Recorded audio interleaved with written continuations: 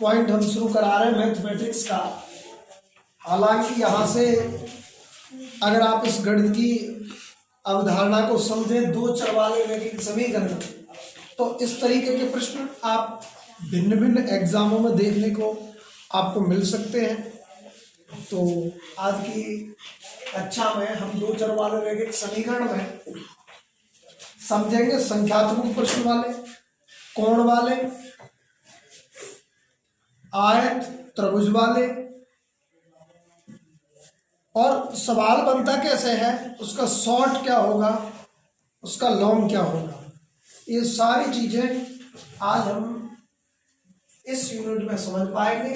पहला तो ये समझ लें दो चर क्या होते हैं। देखो, चर का मतलब होता है ए से और जेड तक जिनको हम मान सकें। हिंदी में पहले हमारे टाइम पर का खा हुआ करता था, अब ए टू जेड मान लिए हैं। अचर होते हैं, टोटल गिनती की चीजें अचर होती हैं, ठीक है। तो अब इसमें दो चर मान के सवालों को कैसे करते हैं, मार कर देते। दो चर वाले रैखिक समीकरणों को हम मानकर कैसे सॉल्यूशन करते हैं, वो आज आप इस यूनिट में समझ पाएंगे। तो क्या आप मेरी इतनी सी बात समझ पा रहे हैं कि चर क्या होते हैं, चर क्या होते हैं। अब दो चर यानी हम सवालों को मानेंगे, उसमें दो चर मान सकते हैं, एक्स या वाई मान सकते हैं, ए या बी मान सकते हैं, कोई से भी दो चर आप मान सकते हैं, ठीक है। इस प्रकार से सवालों को हम समझने की कोशिश करेंगे। अब बात आती है समीकरण। समीकरण क्या होता है, जिसका एक निश्चित मान हो। जैसे हम x प्लस वाई बराबर 15 लिखते हैं, कुछ भी लिखते हैं, तो यही क्या है, एक समीकरण बन गया है। क्या बन गया है, यानी कि जिसमें दो पक्ष हो, LHS और RHS। समीकरण ही होता है। सर्वसंख्या होती है जिसमें फॉर्मूला, जिसमें क्या हो जाए, फॉर्मूला पुट हो जाए, फॉर्मूला सिद्ध हो जाए, उनसे बोलते हैं सर्वसंख्या। उनसे क्या बोलते हैं, सर्वसंख्या, सर्वसंख्या। अब ये छोटी छोटी बातें हैं। इसके अलावा आज आप प्रश्नों का निर्माण कैसे होता है वो चीजें समझ पाएंगे। प्रश्नों का निर्माण कैसे हुआ है, बाहर जाके याद कर चुके। अब आप इन चरों की अवधारणा को समझ पाएंगे और समझ पाएंगे कि एक्चुअली में प्रश्नों का निर्माण कैसे होता है। हम छोटी छोटी क्लासों में समझ पाए थे कि दो संख्याएं यानी 6 से 8 तक जो क्लास पढ़ी, उसमें दिया होता कि x प्लस 15 बराबर 20, तो find the value of x, find the value of x। Pause करना। तो आप सवालों की अवधारणा समझ पाएंगे कि इस सवाल को क्या लिखा गया है, प्रश्न का निर्माण कैसे हुआ कि किसी संख्या में 15 जोड़ने पर 20 प्राप्त होता है। क्या आप हिंदी की लाइन में आप इस प्रश्न को, इस अवधारणा को ऐसे ही निर्मित कर सकते हैं कि किसी संख्या, और मैंने बताया कि किसी संख्या का मतलब है चर मानना है। क्या मानना है, चर मानना। हालांकि शॉर्ट में भी बताएंगे चीजों को कि किसी संख्या x है, किसी संख्या में 15 जोड़ने पर 20 प्राप्त होता है। तो क्या आप समीकरण के रूप में ऐसे ही लिख सकते थे। अगर मैं इसको हिंदी में बोलता कि किसी संख्या में 15 जोड़ने पर 20 प्राप्त हुआ, तो ये हिंदी दिया हुआ था। 6, 7, 8 में हमें ये दिए होते हैं, लेकिन जैसे हम क्लासों में अप होते हैं, ऊपर होते हैं, तो ये हिंदी दिया होता है। इसमें से आपको इक्वेशंस बनानी है, समीकरण बनाने हैं। तो क्या आप मेरी इन चीजों को समझ पाए हैं कि प्रश्न का निर्माण कैसे होगा, है ना। आज इन चीजों के बारे में हम बताएंगे। तो इसे मैं मिटा देता हूं और प्रश्नों की शुरुआत कर देते हैं, ठीक है। चलो, इसमें 2 मान लिए। कितने मान लिए, 2। अब मेरी बात को समझ पाएंगे। आपके प्रश्नों का निर्माण, जैसे क्लास बढ़ी तो प्रश्नों का निर्माण, नौकरियों में कैसे सवाल पूछे जाते हैं, सवाल कुछ इस प्रकार है, अगर संख्यात्मक चीजों के बारे में बात करें, संख्यात्मक चरों को पुट करके सवालों का निर्माण कैसे हुआ है, अगर उन चीजों की हम बात करें तो सवाल कुछ इस प्रकार बनेंगे कि किसी संख्या, आप पहले एक चर को समझें कि किसी संख्या के दो गुना, किसी संख्या, ध्यान रखना किसी बराबर उसी होगा, किसी बराबर उसी, यानी कि दोनों को वैल्यू को बराबर करना पड़ेगा। किसी संख्या के दोगुने, किसी संख्या के दोगुने में 5 जोड़ दिया जाए, किसी संख्या के 2 गुने में गुना कर दिया 2 का, किसी संख्या के किसी माना मैंने x, किसी संख्या के 2 गुने में 5 जोड़ दिया जाए तो उसी संख्या के 3 गुने से 5 कम प्राप्त होता है। तो क्या यही अवधारणा है, किसी बराबर उसी, किसी बराबर उसी। इसका मतलब है वो संख्या हमने x मानी थी और उसी संख्या के साथ में 2 गुना किया, उसी संख्या के साथ 3 गुना किया, उसी संख्या में 5 जोड़ा, उसी संख्या में 5 कम किया। तो क्या ये अवधारणा आप समझ पाए? क्या आप इतनी सी बात समझ पाए? बहुत धन्यवाद। तो पहले बेसिक्स चीजें हम इसीलिए समझाना चाहते हैं कि आप इन चीजों को समझ लें, ठीक है। अब किसी और उसी हो गई, यदि भी हो सकता है। अब 2 चरों वाली बात समझें, 2 चरों वाली बात को समझें, उसमें 2 समीकरण होंगे। एक चर वाले में एक समीकरण से आप सॉल्यूशन कर सकते हैं और 2 चर वाले में आप 2 समीकरण लेके चलेंगे, 2 समीकरण, क्योंकि 2 मानने पड़ेंगे, दोनों की कंपेयर होगी, दोनों की तुलना होगी, देन सॉल्यूशन आपको प्राप्त होगा। मैं मुंह के द्वारा बोल रहा हूं, आपको समझना है कि 2 संख्याओं का योग 20 है, 2 संख्याओं का योग कितना है? ध्यान रखना, 2 अंकों की संख्या दिया जाए तो उसमें 10x + y, यानी एक को x मानेंगे तो दूसरे को y मानेंगे, तो एक संख्या 2 अंकों की जो बड़ी संख्या है वो 10 गुनी करनी पड़ेगी। और केवल 2 अंकों की संख्या दे दी या केवल 2 संख्याओं का योग दे दिया तो आप एक को x मानेंगे, दूसरे को y, क्योंकि पता नहीं है ना, संख्या निर्धारित नहीं है। 2 संख्याओं का योग 20 है, पहला समीकरण। 2 चर माने हैं हमने, 2 चर माने, हालांकि इसको एक चर से भी कर सकते थे। संख्या ज्ञात करो तो एक संख्या x थी तो दूसरी 20 - x हो जाती, एक चर से भी कर सकते थे, एक चर से भी कर सकते थे, ठीक है। एक x मान तो दूसरी 20 - x हो जाती, लेकिन हम 2 चर से करेंगे क्योंकि ये रिक्वायरमेंट है क्लास 10th के एक्सरसाइज की, है ना। तो 2 चरों का, सॉरी 2 संख्याओं का योग कितना है? 20, पहला समीकरण बन गया। और इसी में कहा जाए कि यदि पहली संख्या के 2 गुने तथा दूसरी संख्या के 2 गुने का अंतर 10 हो, तो दोनों संख्याओं का मान ज्ञात करें। क्या आप इतनी सी बात समझ पाए? क्या आप इतनी सी बात समझ पाए? ये तो समीकरण बन गया, तुलना करना भी बताएंगे यहां से, हालांकि 2 कॉमन है दोनों में से, अलग बात है। तो लेकिन अभी बता रहे हैं कि समीकरण कैसे बनाते हैं, समीकरण कैसे बनते हैं वो समझना है, ठीक है। और चीजें समझे, ठीक है। इसको मिटा देता और समझे। 5 कलमों का मूल्य, 5 कलमों का और 2 पेनों का मूल्य 50 रुपये है। 5 कलमों का और 2 पेनों का मूल्य 50 रुपये है तथा 4 कलमों का और 1 पेन का मूल्य 25 रुपये है। तो दोनों के एक एक का अलग अलग मान ज्ञात करें। तो मेरे प्रिय बच्चों, समझने ये अवधारणा है, दोबारा आप सुने कि 5 कलमों का, तो हमें एक एक का पहले ज्ञात करना है। तो माना कलम जो थी वो x रही होगी एक, और एक पेन का मूल्य y रहा होगा।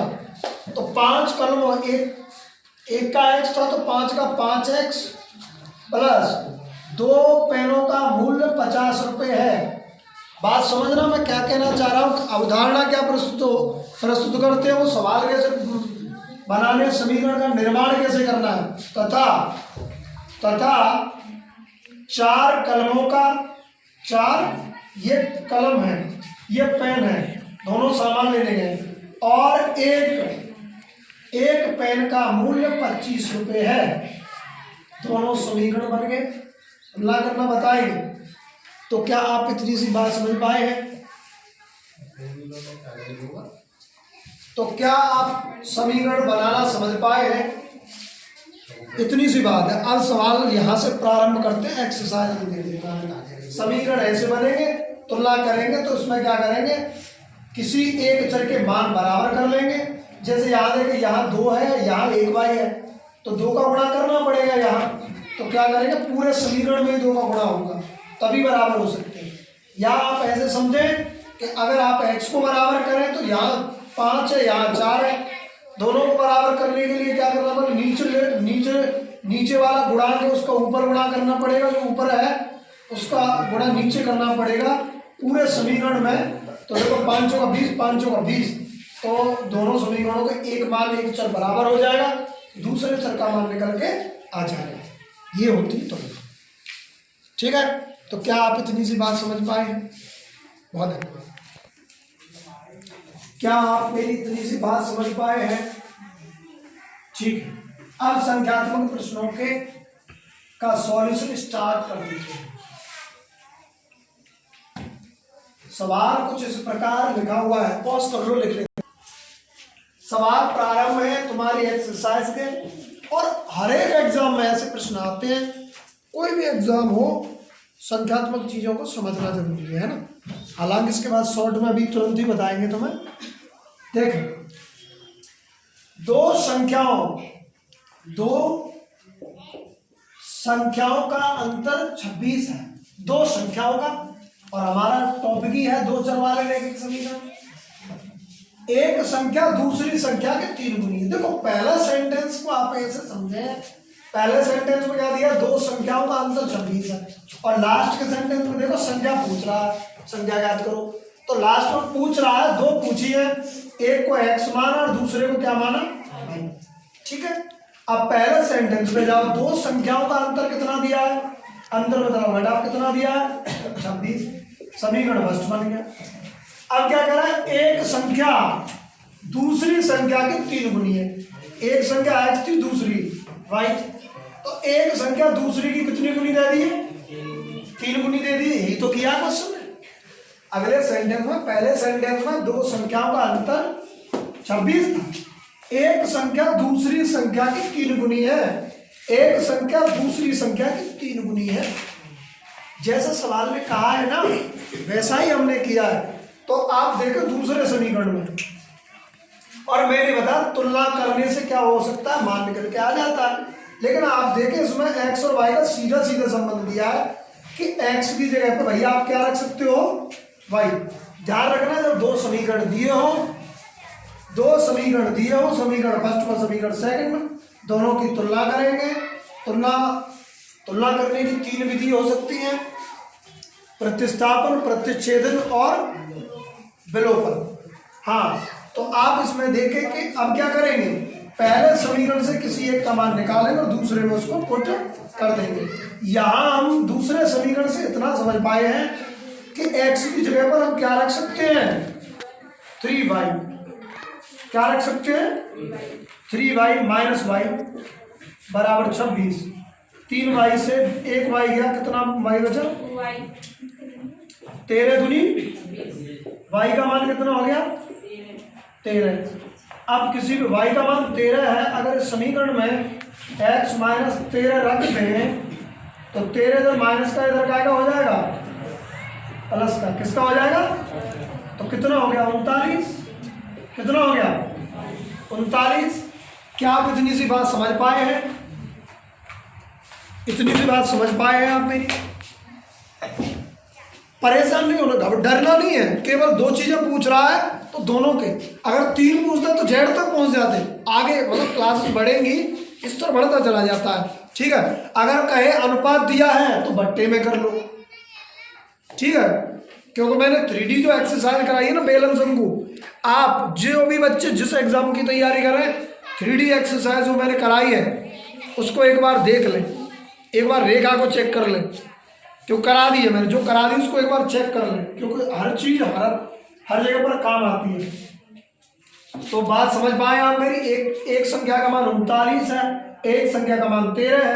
अब देखो शॉर्ट में कैसे करते, ऑप्शन दिए होते आपको दो संख्याएं, क्या दिए होते? दो संख्याएं।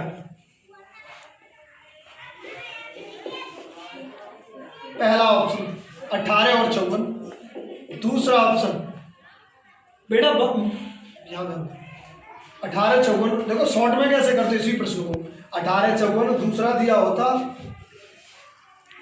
20 60, तीसरा दिया होता 13 39 और चौथा दिया होता मान लीजिए इनमें से कोई नहीं।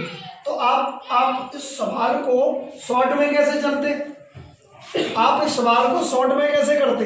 इसने कहा कि एक संख्या दूसरे की संख्या से 3 गुनी है। देखो 18 3 54 3 गुनी ये भी है, 20 30 60 3 गुनी ये भी है, 13 3 39 3 गुनी ये भी, ये तो खैर ऑप्शन ही नहीं है। लेकिन आप इसमें से या तो हो सकता है इनका अंतर दिया हो, या हो सकता है दूसरी लाइन फॉलो करेगा ऑप्शन में, तो कोई एक लाइन आपको मिलेगी इनमें से। अब देखो इसमें से दिया कि एक संख्या दूसरी संख्या के 3 गुनी है, तो तीनों ऑप्शन फॉलो हो रहा है यहाँ है ना। तो अब दूसरे सेंटेंस में बोलेंगे दो संख्याओं का अंतर 26 है। देखो 54 में से 18 घटा के 26 आ रहा है, 14 में से 8 गए तो कितने में थे 6, और वहां कह रहा है 26 तो यहां पर भी है। और दूसरा क्या है, यहां कितना रह गया 14 में से ये यहाँ रह गया 4 में से 1 गया 3 हो गया 36 आ रहा है। कितना आ रहा है 36, तो ये ऑप्शन नहीं है। इसको देखिए, इसका अंतर तो कितना हो रहा है 60 40 हो रहा है, ये भी नहीं है। इसका अंतर देखिए 9 में से 3 गए तो 6, तो यहाँ पर भी आ रहा है, और ये 2 26, इसका मतलब यही आंसर सही है। बात आई समझ में? आपको डरना नहीं है। गणित क्या करता है, छोटी छोटी क्लासों में जब हम 6 7 8 में पढ़ते थे तो बस सवाल सीधे दिए होते थे, उनको क्या बना दिया, ऐसे लिख दिया गया साहब, और हम डर गए साहब अब क्या होगा। डरना नहीं है, ठीक है। तो क्या आप इतनी सी बात समझ पाए हैं? क्या आप मेरी इतनी सी बात समझ पाए हैं? चलो एक और सवाल लेते हैं, पॉज कर दो बेटा, बोलो। देखिए ये कोणों वाला प्रश्न है, लेकिन हमें समझनी है कि इक्वेशन कैसे बनाते हैं, समीकरण और सवाल सॉल्यूशन कैसे देते हैं, है ना। देखिए दो संपूरक कोणों में, ध्यान रखना संपूरक ध्यान रखना, दो कोणों का योग कितना होता है 180। इसका मतलब संपूरक शब्द से ही एक लाइन तो दी हुई है। अगर कहता कोटि पूरक, ये इम्पोर्टेंट है, यूपी टेट में खूब पूछा जा रहा है। तो दो कोणों का योग कितना होना चाहिए 90। कितना? समकोण 90 होता है, इसको देख लेना। यहाँ 2 कोणों की बात होगी, त्रिभुज में 3 कोणों की बात होगी, चतुर्भुज में 4 कोणों की बात होगी, त्रिभुज में कितने कोणों की बात होगी? x + y + z = 180 degree.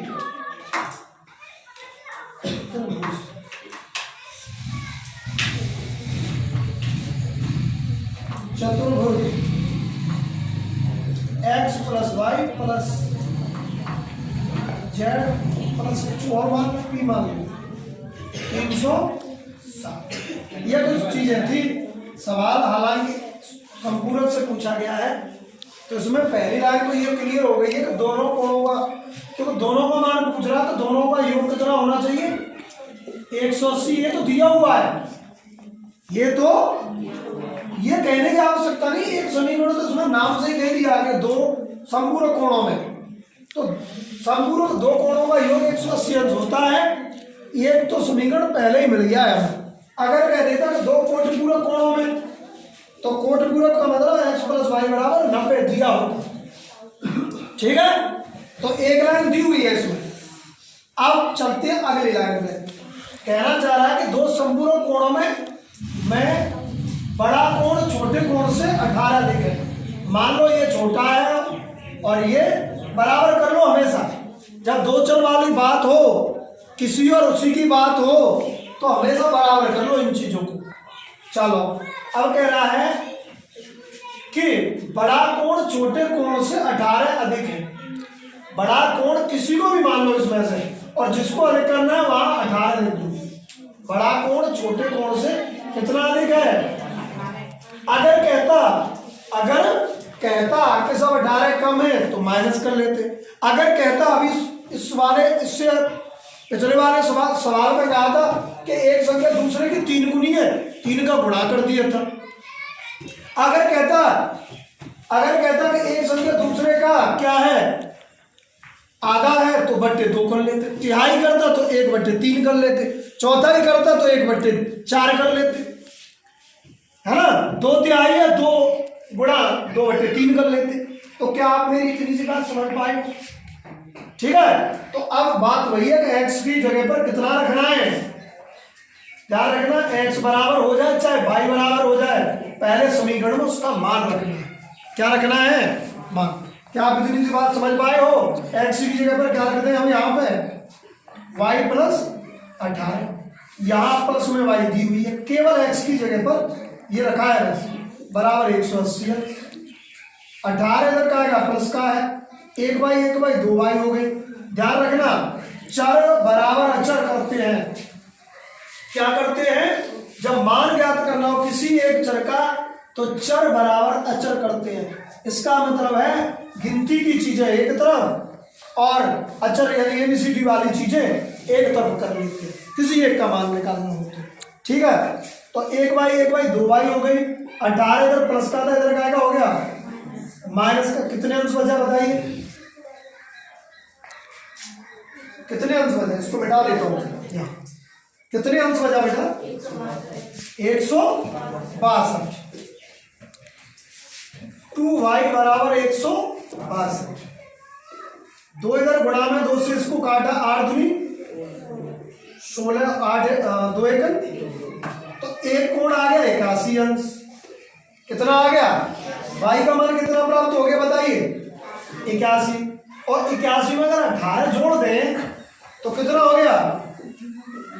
8 99 अंश। ये किसका मान हो गया? x का मान। तो देखिए, एक का मान और दोनों का योग कर दे। देखो आप ऐसे देख लो, 81 और 99 का योग कर दो तो 180 अंश आएगा, क्योंकि x का मान कितना है? 99। और y का मान कितना है? 81। 9 और 1 10 की 0, हासिल बची 1, कैरी 1 बची। 9 और 8 कितना आएगा? 17, 17 से घटा 180 अंश। ठीक है, तो हमारा आंसर क्या है? सही है। ऑप्शन में कैसे दिया जा सकता है? शॉर्ट में दे देता है वो, शॉर्ट में दे सकता था वो कि एक पहला ऑप्शन 99 और 81, दूसरा दे देता वो 90 माइनस, दूसरा दे देता वो कितना दे देता? कोटिपूरक का देखना,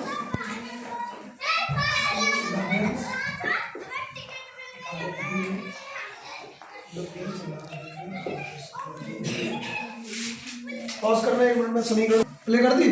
देखो, अगर ऑप्शन वाली चीजें आती है, अगर इसको ऐसे छोड़ दे, अगर ऐसे जाते तो देखो, दो संपूर्ण कोणों में बड़ा कोण छोटे कोण से 18 देखे। ये इससे कितना देखे? 18 देखे। सही बात है, 18 ये देखे। पहली लाइन फॉलो कर दी, इसलिए तो बहुत अच्छी बात है। दोनों का मान याद करिए, ठीक है। अब ये देखना है कि कोण कौन सा दिया है? संपूरक। तो दोनों का योग 180 हो रहा है क्या? इसका हो रहा है, इसका मतलब यही आंसर सही है। अगर हम दूसरे ऑप्शन पे जाए ये भी 118 देखा है, लेकिन इनका योग कितना हो रहा है 90 अंश। इसका मतलब ये आंसर नहीं है, ये कोटि पूरक के लिए होता है। अगर सीधी जगह पे क्या दे देता कोटि पूरक। देखो 2-3 चीज है ना, ये 180 अंश हो ही नहीं रहा, 90 अंश हो रहा, ये तो वैसे भी सही नहीं है, ये दिया ही नहीं है, तो पहला ही आंसर क्या हो जाता हमारा सही हो जाता। देखो दो बातें हैं भैया। एक बात तो ये है कि हमें क्या है लिखना पड़ता है, और लोगों को, और जो अध्यापक हैं, हालांकि सारे अध्यापक, संसार के सारे अध्यापक जो हैं पुण्य का काम कर रहे हैं, जो जितने ज्ञान से पढ़ा रहा है वो बहुत बेहतरीन बातें हैं, लेकिन हमारे पास व्यवस्था थोड़ी ऐसी है, हमें खुद ही लिखना होता है। ठीक है, तो ये चीज़ समझ में आई होगी आपको। ये मैंने शॉर्ट में इसलिए कराया है कि लोग भिन्न भिन्न एग्जाम देने जाते हैं तो उसमें शॉर्ट वाली चीज़ों से चलते हैं। ठीक है, और ये हमारे क्लासेस वाले बच्चों के लिए है ना। बेटा बेटा उस बंद कर लो। आज का जो पॉइंट है वो यही है कि दो चर वाले रैखिक समीकरण को, रैखिक का मतलब ध्यान रखना जिस समीकरण की घात कितनी है एक होती है वही रैखिक समीकरण होता है। ठीक है, हाँ अच्छा, अब हम दो चर वाले रैखिक समीकरणों को मान के कैसे क्वेश्चन करते हैं वो आप देखेंगे। ठीक है, अब देखिए एक भिन्न दे दिया है, एक भिन्न 1/3 हो जाती है। कितनी हो जाती है जब उसके अंश में से एक घटाया जाता है। अब भिन्न मानिए हमें x/y, क्योंकि दो चर मानने हैं हमें। कितने मानने हैं? दो चर। चुप करने जाना उसको, ये बगल की क्लास में है, चुप करो उस बच्चे। हाँ भाई, ये बेटा सवाल नौकरियों में खूब पूछे जावे, है ना, इसलिए बता रहा हूं मैं। और देखो कई लोगों को तो ना सुविधाएं करी हुई मिलती हैं, लेकिन कई लोगों को खुद ही पैदा करनी पड़ती है भाई। जब माँ बाप किसी का सपोर्ट न करें, घर वाले सपोर्ट न करें, रिश्तेदार कोई सपोर्ट न करें, ऐसे लोग ही हीरो की कहानी में क्या होता है, पूरी मूवी में या कोई भी हो वो क्या होता है परेशान रहता, अंत में आके उसकी विजय होती है। जैसे तुम भगवान राम को देख लो, वो भी एक हीरो है मेरे, जय श्री राम। वो भाई साहब 14 वर्ष वन में रहे, पता नहीं कितने कितने परेशानी झेली, अंत में आके आज हम उनको भूल पा रहे हैं। कर्मों से लोग महान बनते सर, ध्यान रखना। नेक्स्ट, एक भिन्न 1/3 हो जाती है। ये भिन्न कौन सी थी? x/y। 1/3 बराबर में कर ली जब उसके अंश में, अंश क्या था x, अंश में से एक घटा दिया जाता है। y के साथ कोई बदलाव नहीं किया, कोई छेड़छाड़ नहीं की है। एक भिन्न 1/3 हो जाती है यदि उसके अंश से एक घटा दिया जाता है। कहता है एक जोड़ दिया जाता है तो जोड़ देंगे, कहे कि 2 गुना हो जाता है कर देंगे, 1/3 हो गई सब। ठीक है, अब इसको समीकरण के रूप में डाल लो तो क्या करेंगे, कैंची बार गुणा कर देंगे, 3 एकम 3 और 3 एकम 3, y को उधर ले आएंगे, 3x माइनस वाई इधर, ये क्योंकि मैंने कहा चर बराबर अचर कर देते हैं, बराबर 3 हो गया, बराबर कितना हो गया 3। एक समीकरण बन गया। कौन सा समीकरण बन गया? ये समीकरण बन गया, इसको मैं मिटा दूं। ठीक है, अब एक और समीकरण बनेगा। क्या सवाल में कहा है आगे घटा दिया जाता है, 1/3 प्राप्त हो गई, बहुत बढ़िया बात है।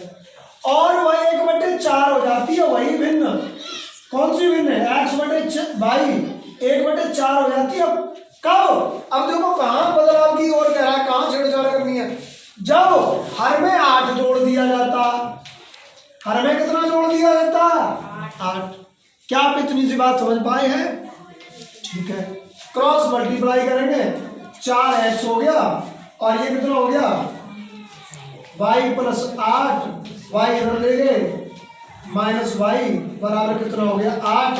दोनों समीकरणों की हम क्या कर देंगे बेटा, तुलना कर देंगे। क्या कर देंगे, यहाँ दोनों समान है ना, समान ही करने होते हैं, तो यहाँ माइनस लग गया, यहाँ प्लस लग गया, यहाँ माइनस लग गया, y से y कैंसिल हो गया और 4y से 1 सॉरी 4x से 1 3x में सॉरी 4 में से 3 गए तो कितने बचे, 1 बचा, लेकिन माइनस के ज़्यादा है, भाई माइनस की 4 है ना, ज्यादा है।